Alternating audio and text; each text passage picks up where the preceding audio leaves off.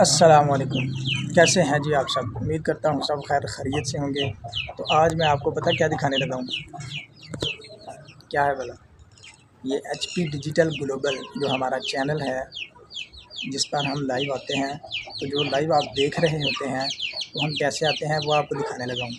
Stand है नहीं है गरीब बंदों के पास, तो जुगाड़ हम कैसे लगाते हैं वो आपको दिखाने लगा हूँ। ये देखें, ये ऐसे आगे से मोबाइल को टेप लगा कर, ये देखें आगे से टेप लगा कर ऐसे, तो ऐसे, क्योंकि इसमें ऑप्शन है दूसरी साइड, यानी कि मोबाइल को इस तरह तो रख सकते हैं ऐसे यूट्यूब साइज़ के लिए, लेकिन इस तरह खड़ा करने के लिए जो है ना वो इसकी कोई जगह नहीं बनी।